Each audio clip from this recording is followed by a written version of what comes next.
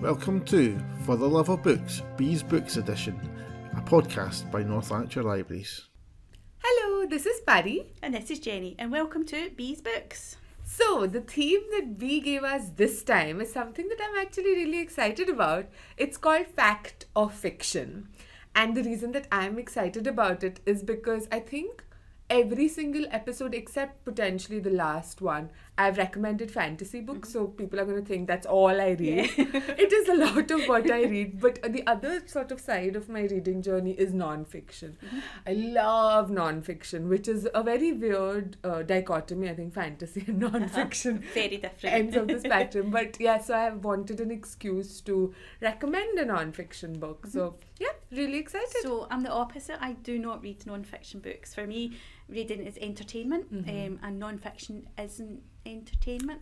I have read a couple for various reasons, but it's not something I would go to. Yeah. So I'm interested to see if you can talk me round to your book. But my book is A Street Cat Named Bob. But I have chosen to read the quick read version. So quick reads are basically very small books. They're like short stories written by authors that you know. They're the perfect size for a bus trip, a dentist or doctor's waiting room, that kind of a thing. Yeah. So I made myself read it, and basically it's a shortened version of the full book. So there is so it is an abridged version. Yes, yeah. exactly. That's the word I was looking for. And it was good. But obviously the style of the book is that it's more of a kind of nice story that's true rather than anything else. But I'll get into that because I'm interested to see what you've chosen. Well, my book's called The Theory of Everything Else, A Voyage into the World of Weird. And it's by Dan Schreiber. So actually, like I was telling you, Jenny, just before we hit record, I'd originally picked another book for B because I thought, like, I'd already read that book and I loved that book.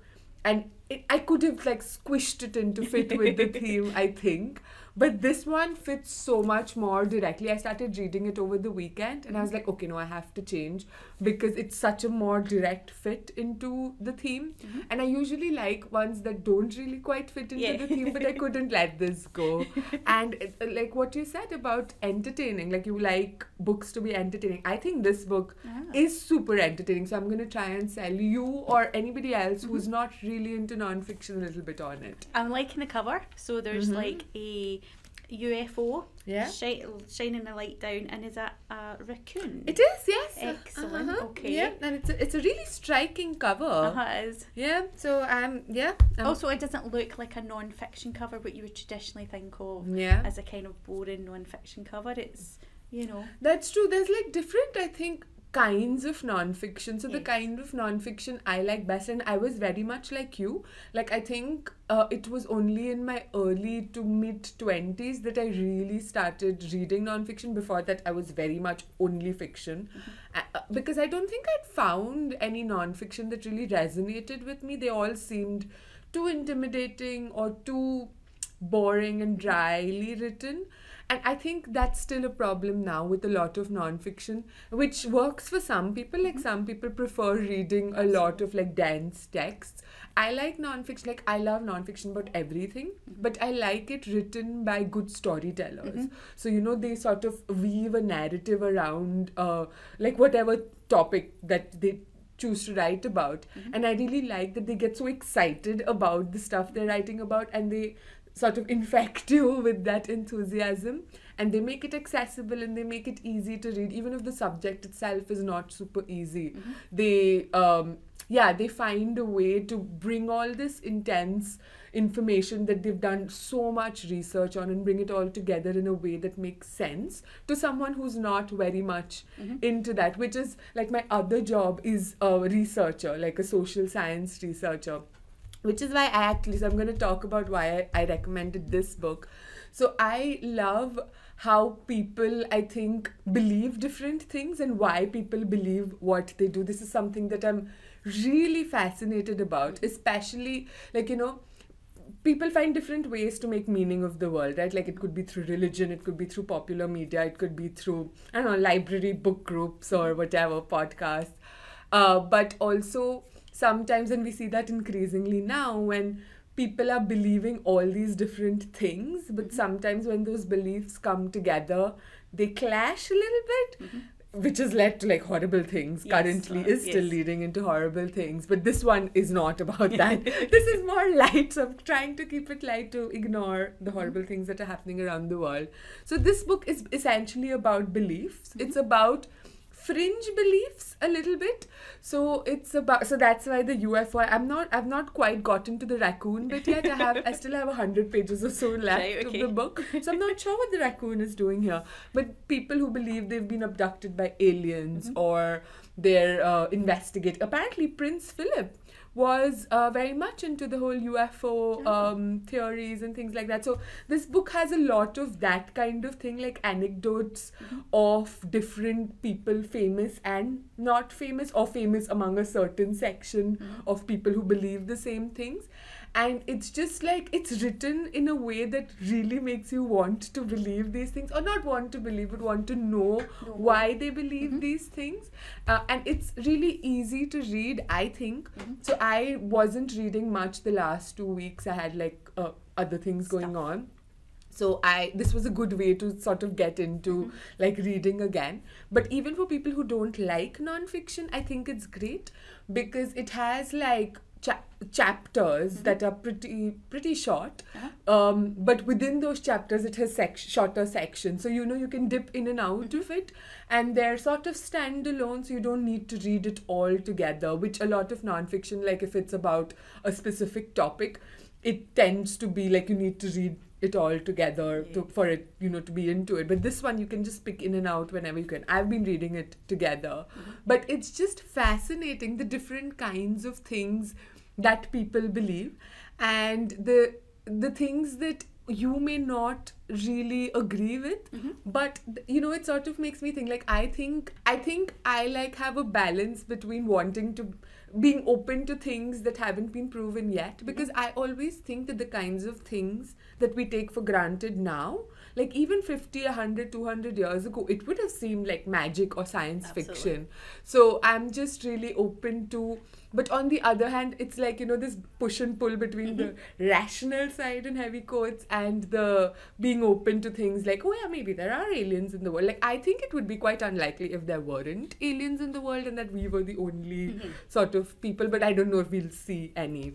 But yes, I want to hear about your book and why your book is fact or fiction. Yeah. So as I say, it's a small, an abridged version, thank you for the word, of a bigger book. And basically it's about a man who's had a bit of a troubled life. And he comes home one day and there's a ginger cat sitting on the mat of somebody else's house in the flats. And he kind of strikes up a friendship with the cat. And the cat's had a troubled life as well. It's a bit battered and bruised looking. So he kind of adopts it, although I think they adopt each other. Yeah. And basically it's about how, they kind of help each other along their journey. And the cat kind of joins them. I think he's like a busker, and he goes out and he helps him with that kind of a thing. And it was nice. It was a nice short story, as I say. It's like a wee kind of pocket book. Yeah. I do like cats, so it was nice reading it as well. And as you can see from the cover, the cat has a wee scarf on. And it's a ginger cat as well. And you can see there he looks quite happy, but at the beginning it was quite a troubled cat. It obviously, a street cat had got into a bit of a Barney with some other cats, that kind of a thing. Yeah. So it was a lovely story. And when you're reading it, you don't necessarily think of it as a non-fiction book as such, because it's a story, as you say, the kind of way it's written. Yeah. It's kind of like a story. Yeah. I don't know that I would go and read the full version. I quite like just the pocket version, and that does me. And I think a lot of people maybe too, if they're not into non-fiction, absolutely, that would be a good way of kind of for sure testing the waters. Or even for people who are not really into reading as much, I think this would be great, because it's like when there's a good story, and if you like cats, or like if you just like stories about people overcoming challenges or whatever, you have different things why you get into the book. Like I picked up my book because I like fringe beliefs and I like knowing why, you know, people are thinking these things and what they do with that belief. But someone else might pick up because they really like UFOs. Or the cover. The cover's just really striking. It's you know, quite a modern looking cover, if that makes sense. Yeah, it reminded me a lot of, I don't know if you know John Ronson at all. He's written a series of books that I also think the genre of weird. That's what he does. So the first book I read of him was called The Men Who Stare at Goats, which also was made into a movie, I believe. And that, like, you know, that was so my kind of book because it talked about all these things that you would think are completely fiction but actually is true and was like funded by the US military. And this book's full of those kinds of things as well, but in a smaller package. So like it's like those chapters and sections that delve into it. So I think it makes it for a much more accessible kind of non-fiction book, much like yours. I have an extract, if you don't mind, that I read, which sells the book to you. Yes, which I will now find while I talk and distract. Yes. So, right now, as you read these words, there are scientists in Silicon Valley who are spending their days trying to work out if the universe is actually just a giant video game. There are ornithologists in Australia who are attempting to prove their theory that there's a species of bird singing pop songs from the 1930s in the wild. And in Poland, there is a ghost hunter who continues to warn us of his belief that ghosts have become so annoyed by the recent rise of skepticism about their existence that they're threatening to go on strike.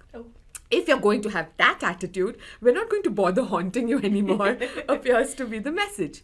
Everyone, it seems, has a theory they're trying to prove, be it about something as big as the meaning of life, or as small as trying to work out why Australians speak the way they do. There's just so much we don't know. Why are we here? Do ghosts exist? Are we being visited by extraterrestrials? Are plants sentient? And why, when you're in the shower, does the shower curtain always billow in towards you? We don't know the answers to any of these questions. But in this book, I'll be introducing you to some people who think they've more or less figured them out. Along the way, you'll learn the word for thank you in plant language from a leading botanist. You'll be invited by conservationists to help save an endangered species from being shampooed out of existence. And you'll discover why you should probably try to avoid winning a Nobel Prize in the sciences. Most importantly, though, you'll learn that pretty much everyone in the world harbors their own little bit of batshit. So this was in the introduction. And it's true, I think. Like, I think everyone has a little bit of irrational stuff for whatever reason that to them seems perfectly rational. Absolutely. But to everyone else seems like completely like you're living in a different reality. And that's what I think this book does a lot, that there are all these multiple realities of people. And they just kind of find people who believe the same realities with you and form that sense of connection and relationships, which I love. And it's just a really fun book to read. It does. You've kind of twisted my arm a wee bit to have a go at it. Yeah. I might dip into it a wee bit. Yeah. I need to find out about the raccoon though. I'm interested in the raccoon. I know some of the things that he mentioned about in the introduction, but I don't want to give you spoilers. But it is quite bad shit. It's like, it's all really, some of it, and it's a balance. Like some of it has not easily, but things that have been disproved, but some, or like have like a reasonable explanation for it. But then there are some things that he writes that it's like these coincidences that are happening, or which these people would say are not coincidences, it's like planned by whatever. They're like, you know, it's the way he writes them as well. But in the end, I really like, so, you know, in the author's note, he ends it with, he lives in London and has no idea what he believes anymore. Which is a bit what I felt like while reading this book. Is this real? Is this, you know, could this be real? Could this maybe not be real now? Or like it's not proven now by science, but maybe in the future when we have the tools and the knowledges. Because, you know, even like astronomy and things, there were people 1,000, 2,000 years ago using their more rudimentary tools to have these theories that are proven now by our advanced scientific tools. So who knows? We are both fans of science fiction, like Star Wars, Star Trek on the TV, and quite often you see that in those kind of things. You know that, you know, they'll visit a planet or whatever, and you know they're more advanced than us, so they know more, But we've got an explanation for it, but actually the explanation is something slightly different. And as you say, 1,000 years ago, their beliefs were their surroundings, what they believed from how they lived. Yeah. In 100 years' time from now, who knows? Yeah. Will they look back on social media and go, oh, why? Things like that. Exactly. So yeah, that sounds quite interesting. I think this has great potential to be either like a docu-series or a podcast. Even he's also a podcaster. He hosts co-hosts a podcast called No Such Thing as a Fish, which I've been meaning to. It's on my to listen list. But I think this sort of the structure that it is, that's why I really like podcasts as well, for this accessible nature of giving information out. But I'm also, again, I keep getting distracted by the ginger cat there on your cover. Who would you recommend a street cat called Bob to?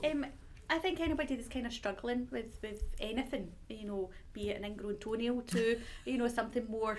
Well, ingrown toenails are quite serious, but you know what I mean. Yeah. It's just a nice book. It's not going to tax you too much. Yeah. And as I say, the quick read version is a nice shortened version. Not all quick reads are non-fiction either. Just there are a lot of authors out there. My favourite, Matthew Riley, who's written a kind of short story, if you know what I mean. I'm not a fan of a book of short stories, but this way you can kind of pick something up, read that story and then put it back and then read something else. So it's more about the quick reads rather than the actual book itself. But I do have a sneaky other book, Pari. Is it okay fast? Of course. So although I don't like non-fiction books, I do like a historical book. So a historical crime, that kind of thing. I like Simon Scarrow, who does Roman stories. But I recently read The Book Thief. It was on my list for many, many years. I know probably everybody in the whole planet has read it, but I've only recently finished it and I absolutely loved it. I warn you now, I cried quite a lot. Even though you kind of know what's coming up. But you can't predict it. But yes, exactly. So basically, it's The Book Thief. It's a book about death. It's from death's perspective, and it's about a girl in the Second World War in Nazi Germany. And what I liked about it was, I think we have this thing where when we look back at history, there's the good guys and the bad guys, and there's there's nothing in between. And this book kind of showed you that in Nazi Germany there were good people, just like in some of the Allied countries there were some bad people doing bad things, and it's basically just a wee village where they live, and things happen, and death kind of takes a slight interest in it, and I just absolutely loved it. And that's what for me, that's entertainment. That's reading a wee bit about history, because you get some of the stuff that's happening in the wider sense, but it's like a micro kind of idea. It's like a small village, what's happening in that point in time for these few people, and I absolutely loved it. You've read it yourself, haven't you? I had years ago, and I was not emotionally prepared for obviously I kind of knew what I was getting into, but I thought it was a children's book for some reason. I don't know why, because it is told through the perspective of a young person, but I mean, I guess in a sort of a teenager or a really advanced reader could possibly read it. But it is, it was quite a traumatic but a fantastic book. And just you saying about, the sort of this good guys and bad guys in both, in whatever contexts, I think this would make a really good companion to everyone's talking about Oppenheimer now. And that's kind of it's about the person who I think designed the atomic bomb that was used in Japan during the Second World War as well. So, but again, the sort of I haven't watched it yet. I don't know if I'm going to. I'm not entirely sold on it. And it's 3 hours long as well. But it's a huge sort of cultural kind of touchstone at the moment. And I think in that they talk a little bit more about the nuance and complexity of people making this decision, because in some perspective, like if you look at it from probably a US perspective, he was a good guy. Like in many cases, I'm sure there are people in the US who did. But then if you look at it from Japan, he was like an arch villain, I'm sure. And even now, you know how those conversations shift and change, and like so it would be really interesting, I think, to have different perspectives on this momentous period of history. So. Absolutely. And the good thing about this, it did make me go and look a couple of things up. So it mentions a couple of camps that I wasn't really aware of, because you know Auschwitz, you know, but you know it talks about some other ones, and you know some other kind of things, and you think, oh, so although I don't read non-fiction, I would go and I would find something out. You know, I might type into Google and say, you know, name something that would give me information. What I would say is that obviously you would prefer to go to a book, because Google can give you an awful lot of information at one time. But for me, that's when I would go to non-fiction, when I would have read something and I would go, all right, I need to know a wee bit more about that. And then I would go and read something.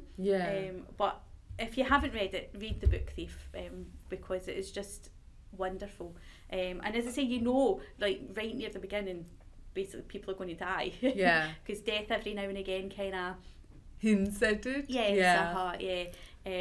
But you don't know how, when, or why, or anything or who like that. Exactly.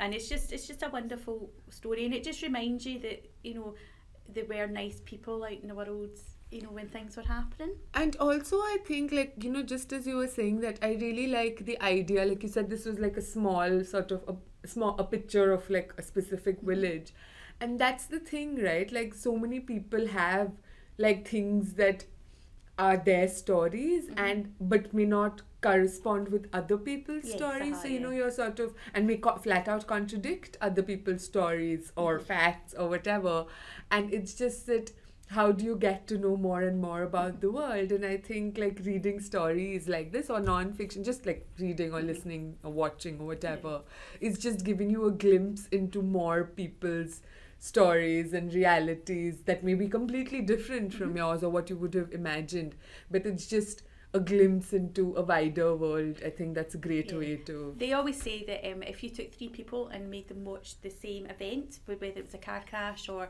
you know, somebody walking past, there'll be 4 different versions of what actually happened. And if you think of that on a global scale, absolutely, you know, if this was a true story, for example, somebody else in that village would have had a completely different view of what happened. And it's similarly in this as well, that, like, you know, these kinds of things that they're taking from people, these stories, like some people are convinced that what they saw means this one thing, whereas others are convinced that no, actually it has a completely different explanation.